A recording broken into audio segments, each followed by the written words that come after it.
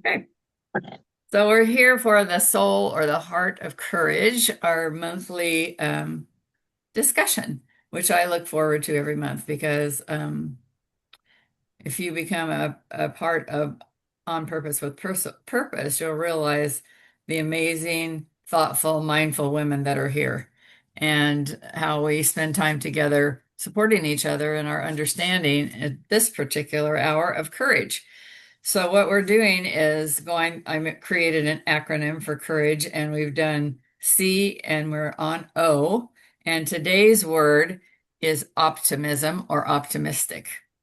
So when you Mm. talk about courage, um, can you engage in optimism, or does optimism bring courage? It's like the chicken and the egg, which comes first? So let's talk about optimism. First of all, good morning. We just got started. Beth, we're talking, this is the Soul of Courage or Heart of Courage Hour. And so we spend time going through and create a created acronym that I made for courage. And we've already done C and we're working our way through O. And today's word is optimistic or optimism, whichever one you want to. So if you want to stay with us for this time, we would love to have you. Um, if that was your intention. So I'll ask you, what was your intention? Yes, I will. I would love to stay for this time and see what's going on. Yeah, for sure. Great, because we really have a time that's a win-win for all of us and propels us forward in our understanding of courage from everyone's perspective. So the more people we have here, the better because we get more perspective. So optimism or optimistic, I'm just going to open it up. What does that word mean to you? And then we'll go from there. So I'll start with you, Becky. When I say optimistic, you went, oh, so optimistic, what does that mean or optimism? Yeah, I want to just let Beth know, since I don't know if you've been into one of the courageous conversations yet with us. This recording will go on YouTube as a way to introduce people to the dynamic conversations that we have inside the community. So just wanted to make sure that you're aware of that. Perfect. Okay, Yay. great. Thank you, Okay. Becky. You bet. So optimism or being optimistic, like instantly I think of being positivo, but more of um, I know that there are um, less than positive things that happen around me, but that I choose to bring joy, positivity into the spaces where I go. So to me, optimism is a choice to see things more positively or brighter. Hmm. Hmm. Great. Carol, what about you? For me, the first thing that came to mind was seeing the good in something, Mhm. seeing the best that can happen rather than looking for the worst case scenario. Yeah, yeah, yeah. And that takes an act of courage. So, I mean, it's like, because it's easy to see all of the terrible scenarios that could happen, but to choose that best scenario, to choose what would be a good thing, Yeah, that takes courage yeah, that's in the great. face of a lot of people seeing the negative. Yeah, for sure. All around us, right? Yeah. Beth, you want to add to that? Sure. I think the first thing that comes to mind for me is glass half full. Mm, Is what I was thinking, and I like that Becky brought up choice. You have a choice to see it yeah, half full or to see it half empty. yeah, yeah. I mean, everybody added just a little bit more to for me, to the visual of what it looks like and sounds like, auditorily, what it feels like to be optimistic. And it does take courage. And so I always look it up in the dictionary so that we can, because I don't know I think I was talking to Becky, I'm not sure. Um, words have so many meanings and it's created from our experiences, right? So when we think about words, we think about our own filter, our own experiences. So I like to say, well, what did Webster say about that, a long time ago? And so it says optimistic is characterized by feeling or showing hope for the future. So I think a lot of what we were saying was in the present, right? Really being positive and showing up with the glass half full. So how do we take up space? How do we react? How do we, in the present? And so this also talks about showing hope for the future, which I believe we need to live in the present. But I think that the present, dictates, of course, what the future might look like. And so it said the synonyms for optimistic, which are words that we all have said as in our little discussion, is promising, something being promising, something bright. I think Becky used that word, and hopeful. So those would be the synonyms for optimistic or optimism. And I think that can occur in the present as well as looking towards the future, because the things that are happening on our planet right now are not very optimistic if we just look at the news or the bad things that are happening or the disappointments or challenges that we have in our life rather than the things that are promising, because every challenge that we face has the courage to see the lesson and to become hopeful and then be a bright light to others. Because I feel like right now my kids and in our which is really in the forefront of my mind right now, doing this huge event around supporting survivors of suicide is a bright light. And that's a way that we can have the courage to break the silence and talk about our own experiences, our own challenges, our own trauma, our own healing in order to help others to do that. And I think that's a action of optimism or being optimistic. So when you think about it being the present, but also looking to the future, and all of you on this in OP, I think everybody in OP is a servant-hearted person. All of you want to serve others and to just by the nature of what you do and who you are, serving others is a way of life, a way of mindset, and that's also optimism. Knowing that you can make a difference in other people's lives and then bringing that to other people, you know, Becky, and your coaching and now you're expanding that in such an amazing way to serve people, women and people, and Beth, and your desire to share health and well-being and nutrition with other people is optimistic. You can do better. You can be hopeful. There's promises in healthy living. And Carol, the way you serve your community through your church and other organizations, it's just heartwarming to see your optimism. You know, how you help that family come to the United States and you encourage them and all the things that you do. It's just, to me, that's optimism. That's being optimistic. That's seeing the glass half full.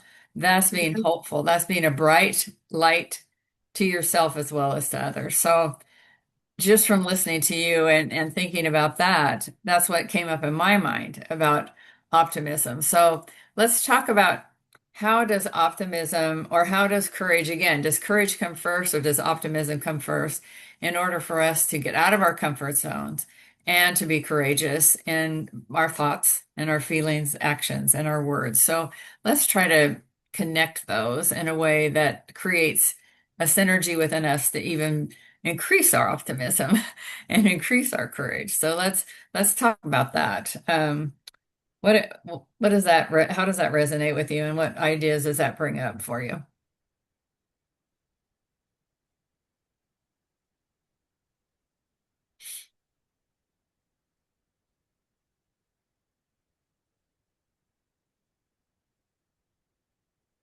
I was thinking about the best or most favorable amount of something, optimum, because There you that's go. optimism and optimum, but how it relates to courage, which comes first, the chicken or the egg? It's Yeah. like, Yeah. uh, I think if you're optimistic and you have that glass half full sense about things, you too take action. You do make choices that are moving you in that direction. If you're negative, you don't, you know? So I think optimism brings courage. Yeah, I love that. And so when you said the word optimum, I had to look it up. So to see what's the difference. What does it Yeah. say about that? Because that's the root of the word, right? So it says the amount or degree of something that is most favorable to some end, the most favorable condition of for growth, optimum. And then it says the greatest degree attained or attainable under implied or specific conditions. So again, we're in specific conditions. They may be challenging, they may be, really difficult. When you think of people, I'm so blessed to not be in situations that I see other people in. I work with the homeless all the time. So I'm looking at their condition. How can they have the greatest degree of hope attained in this situation? And it's all about their mindset. And it's all about how they think about it. It's all about how they, when we go to bring them a special meal, some of them are so grateful and they're so thankful and they express that. And then others are that it's never enough.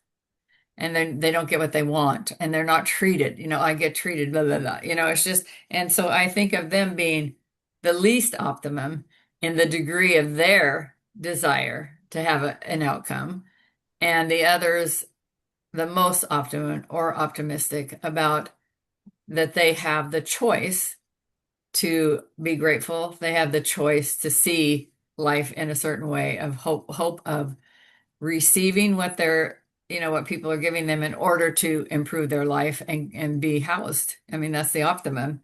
That's the optimum result. And you can see it. You can see that lack of optimism and the optimism. And you can just see how that plays out in their attitude, the way they speak, the way they act. And yeah, so I love that you brought up that word optimum and how that is the very best, right? The best we can do within the circumstances. Again, doing what we can when we can, the best we can. It's not being perfect, but it's having that attitude of what can I do? How can I do it? And I can do it my best given the circumstances. Yeah. Thank you, Carol. So, optimism, courage.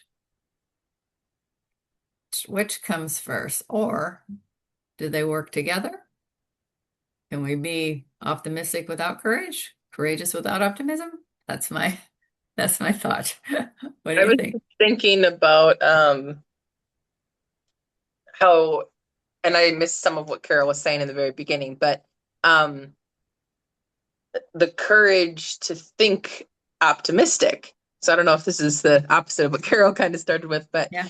um, I wrote down as you guys were talking, thinking about, you mentioned receiving when people are giving, and I wrote down receive love and joy and the courage that it actually takes to receive that, Yeah. you know, um, especially when we're in a challenge, when we're in a hardship or a challenge, and the courage that it takes to also open ourselves up to receive from other people love, joy, or even, give ourselves that. Like the optimism, I was just thinking about the opposite, like how it takes courage to be optimistic as well in circumstances that may seem, less hopeful. Yeah. Yeah, for sure. That brought to mind just kind of a silly example, but yeah, I'll share it. Thanksgiving dinner. I have trouble with digesting food because of my gastric bypass sometimes. So enjoy Thanksgiving. Well, it didn't settle. It just didn't. Sometimes it does, sometimes it doesn't. So I didn't feel well. I mean, it's just like, ugh. I think at least four of the people that were there that night asked me if they could help me. And I said, oh no, everything's fine. I thought, oh, if I, and what was I thinking? I don't know. I can make up Well, wasn't because I didn't want to seem uh, that I couldn't do it or that I wasn't in, whatever reason I said no when it really would have been helpful if somebody had done some of the, just some of the things that go with preparing, serving, cleaning up after a big dinner like that, taking care of the guests and being sure just everything that you do as a hostess. And and I didn't. And afterwards, I thought, why didn't I do that? Was it because I was afraid to do it? I didn't have the courage to say, yeah, I need help because was I slipping back into my perfectionist addiction? What was it? So I think it really would have been courageous of me to accept the help. And I think that would have been the optimum opportunity to receive. So I will next time I will. I will take that lesson and I will remember that. And when someone asks me if they can help me, I'll say sure. And that will bring to them the joy of serving. I will learn to better receive, and that will be the optimum relationship, right? So, well, I shouldn't say right. It could be. So, uh, again, Carol, that whole word of optimum has really hit me in terms of making choices to be courageous. That's the best thing I can do in this situation. Yeah, You know, I love it. Yeah, yeah. So, what else has come up for you as we've been talking about this characteristic, this quality that we can have in our lives to build our courage, or whatever way it goes? I'm still not sure what comes first. yeah, me either. I think if you're having some negative thoughts about something, or it takes courage to look for the positive ones, you know. So in that case, courage would come first. Hmm. Yeah, yeah, yeah. I think I think when you say that too, Carol, I think about how for myself, sometimes not wanting to look at things is because I would be the person that's quote unquote wrong or out of line, or whatever that is. Like I would be responsible. We'll just say that. Responsible or at cause for something.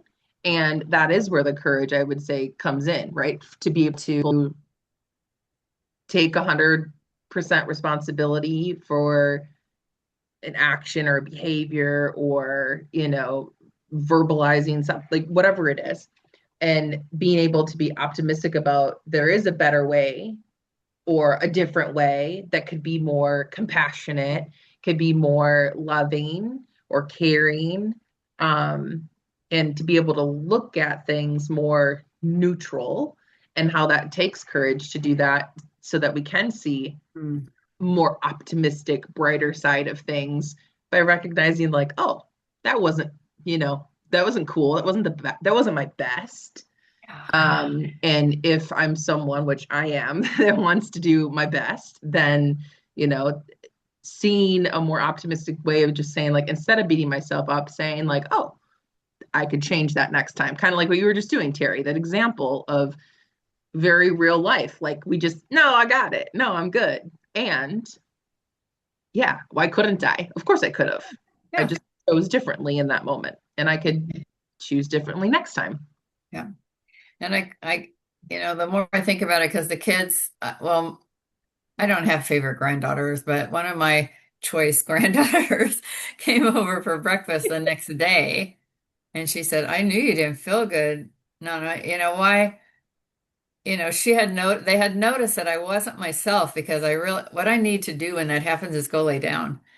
And Mm, I wouldn't do it, because I had to do the dishes. I had to get the dessert. I had, and so I thought, not only did not choose to accept and receive, I also caused concern for other people, mm, about my well-being, which what I didn't want that to be what they were thinking about when we were all together, showing gratitude and having dinner together. So I think it will make a difference if I choose to remember and recognize that um, the outcome could have been a lot different. They could have really felt like they helped me, served me, and I could have received that with grace and courage. You know, I love the word you said, neutral, like neutralizing, being in a neutral place when you make that choice.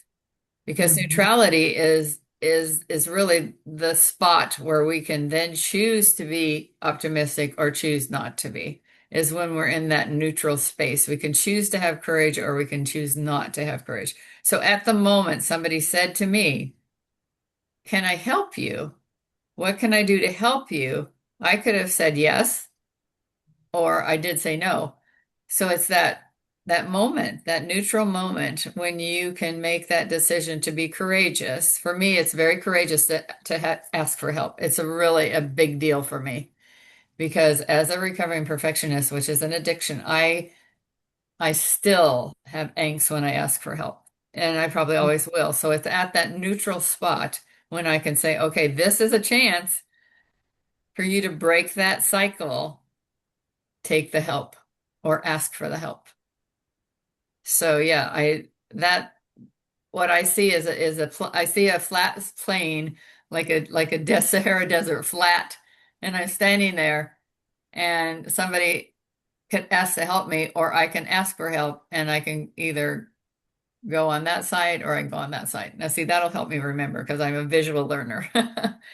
It's that neutral spot that takes the courage. You can do nothing. You can do nothing at that point, right? You can do nothing, and then you're just in limbo, not growing or not learning.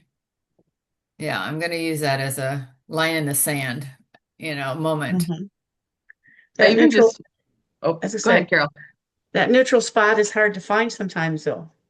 Oh yeah, Because it's like instantaneous. There's just a 1 millisecond of time between the yes and the no, between the optimistic and the negative.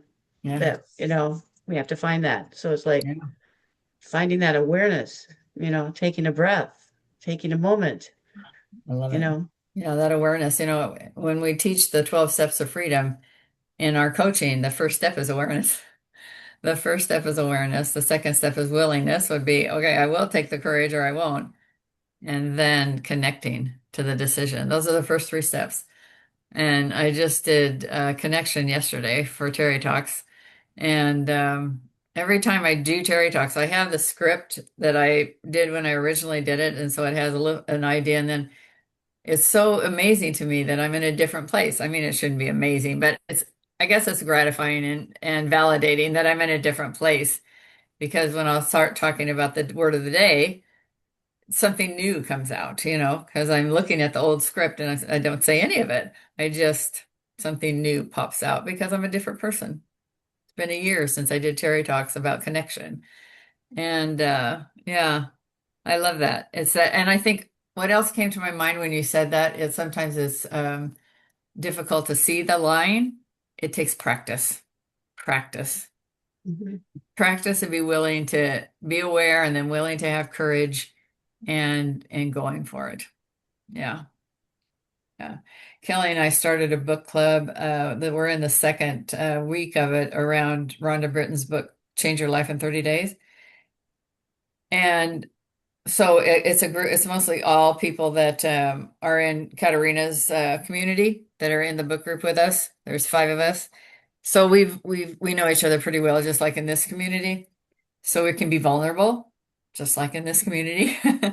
And I was sharing that one of the things that I is a challenge for me and that I work at, and it takes a lot of courage for me because again, it's tied to my uh, perfectionism is embellishing things. If somebody says I did this for a week, I'll say, "Oh, I did that for a year."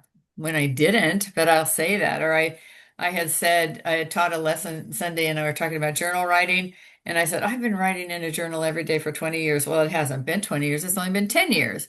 And things like that I fall into because of that. I have no value if I'm not that's what perfectionism is. I have no value unless I'm better or I can do something.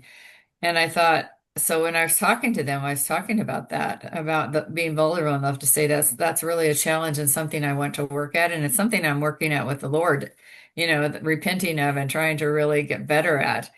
And I was thinking, I didn't do that yesterday because I'm aware of when I do it. I taught a lesson, I did stuff and I didn't do that. And I thought, well, that's progress. And so I'm going to acknowledge myself for that. And I'm going to continue having the courage to be vulnerable around it so other people can encourage me and support me as I want to do that, as I want to. I'm not going to be perfect in eliminating it from everything all the time, but the awareness can bring the opportunity to promise to do better, make a commitment to myself and to God that I will do better. And yeah, so that brought that up for me, Carol. Whatever you said. Yeah, that's what I love about this. It's like, yeah, I'm doing a special courage hour, but who wins the most? Me. I get the most. Yeah. So what else is coming up for you?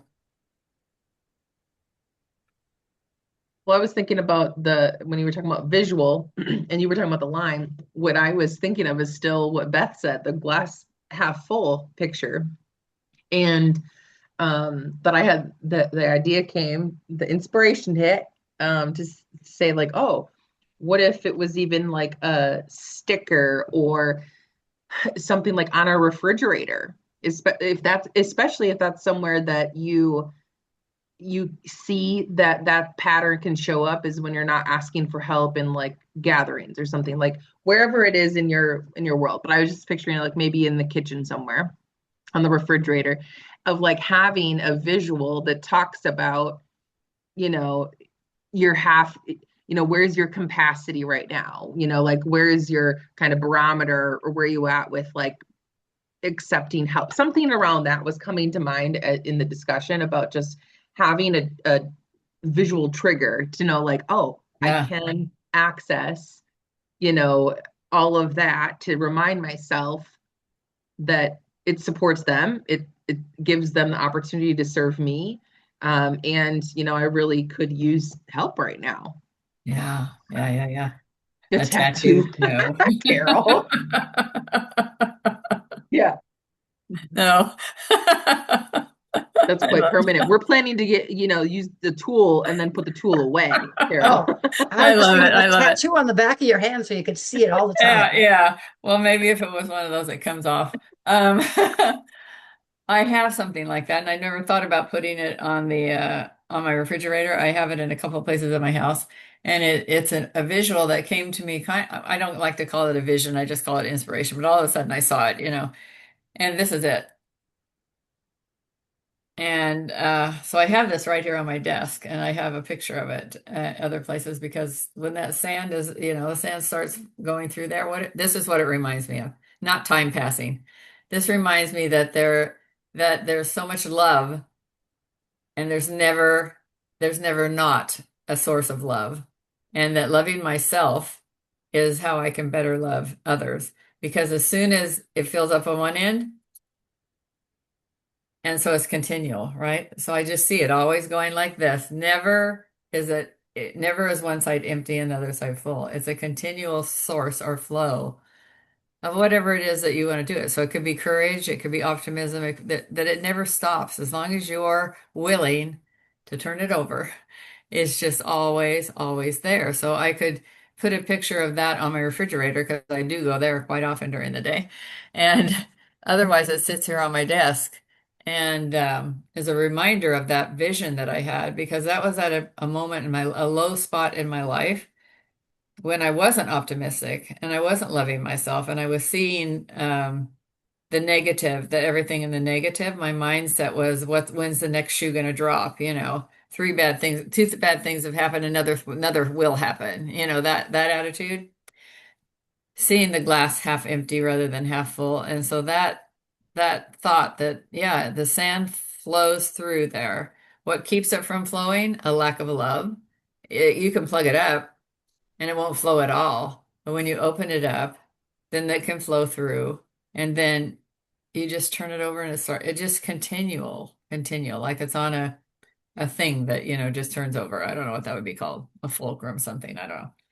Anyway, that's good, Becky. Thank you, because I could continue to take that with me and remember that emotional moment when that came to me and changed my attitude to see the glass half full.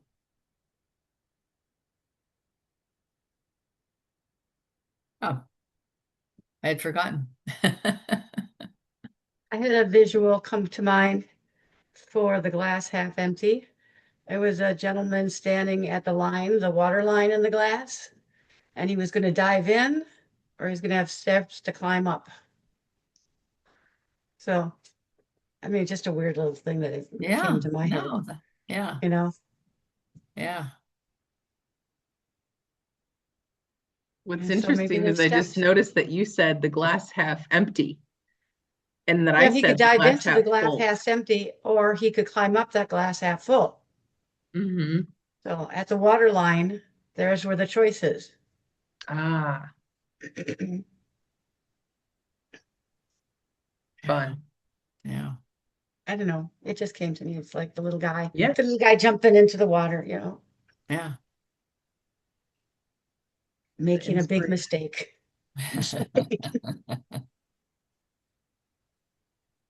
Mm. Yeah. I always think of the frog in the water. Um, I don't know if it works with this as well, but if you're when the frog is in the water, it's cold, right? I mean, it's cold water, and then what it is they turn the water on a little bit, gets warmer and warmer, and finally the frog, you eat the frog, right?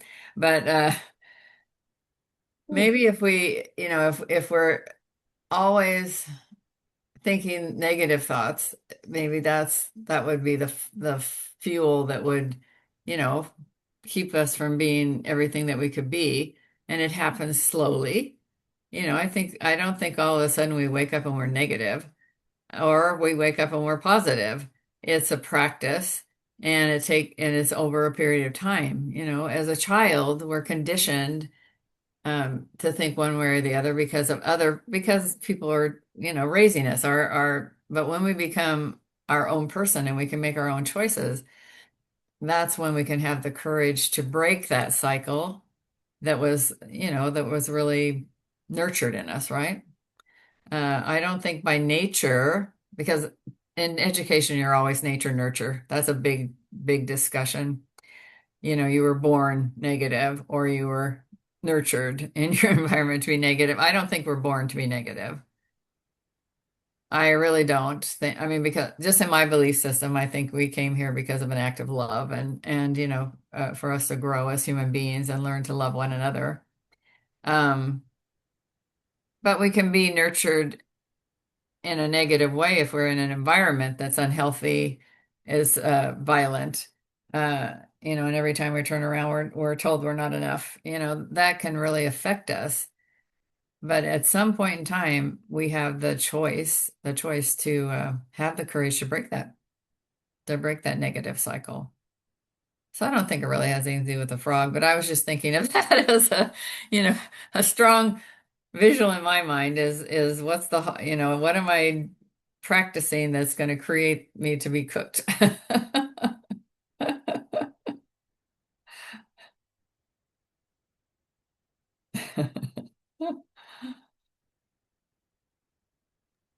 Yeah, I think that makes sense. Like not eating the frog, but Yeah, the yeah, slow like death of joy and love in our life that can come when we are the opposite of optimistic. yeah, You yeah, know, or what is it, pessimists? Is yeah. it I that? think it is. Yeah, So yeah, it can be it eats away, it eats away at being that servant driven person, resentful and, you know, just bah humbug about everything. yeah, And seeing that it's never enough. I think you said that earlier. It's never enough. yeah, yeah. I've talked to all of you guys about my son-in-law, who fights the devil of methamphetamine. Um,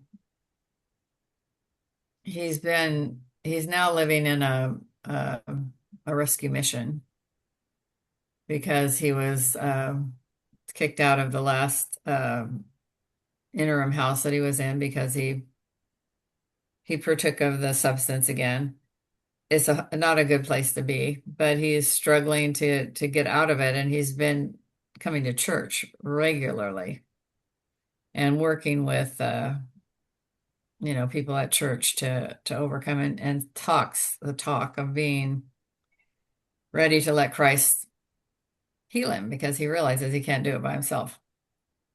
Yet I have this nagging doubt, which is my problem. I'm not being optimistic based upon 37 years of experience of ups and downs and returns and promises and so this is making me think I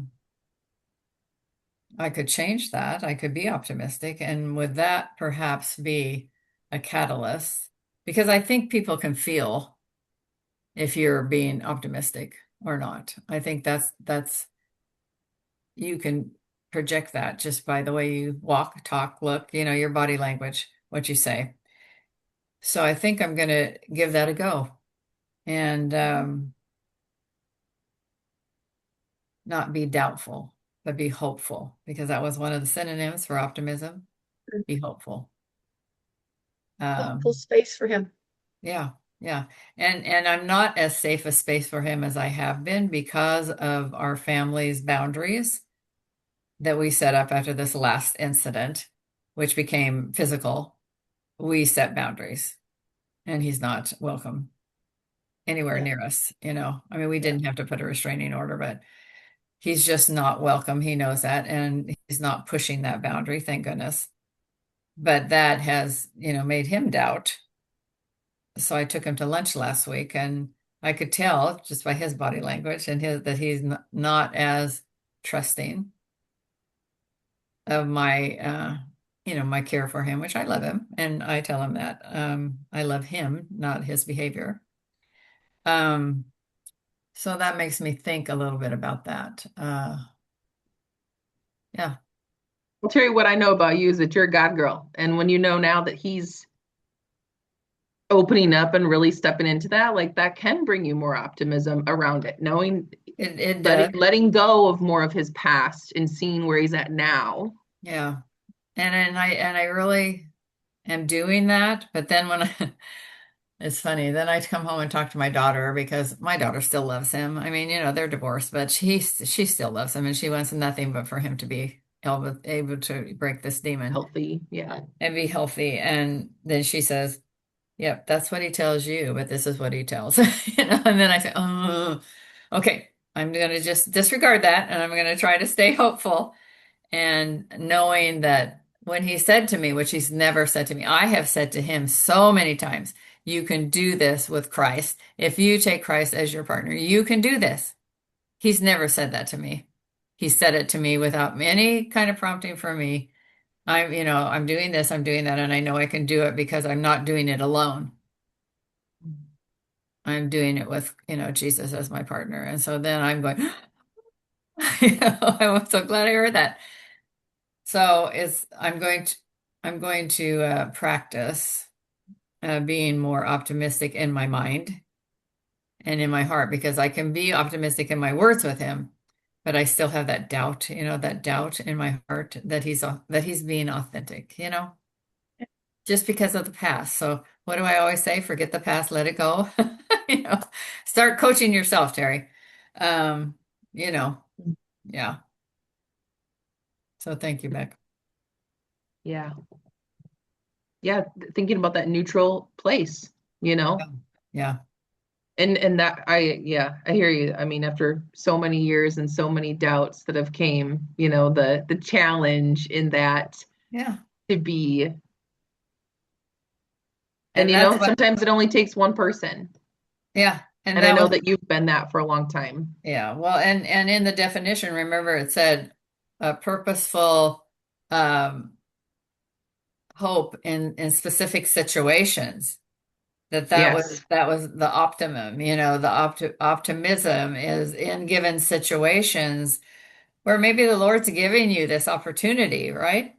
This is the opportunity for you to practice your faith, to practice your your love and your hope, and so it's yeah, yeah, Be courageous. courageous out. Yeah. Hey, we connected.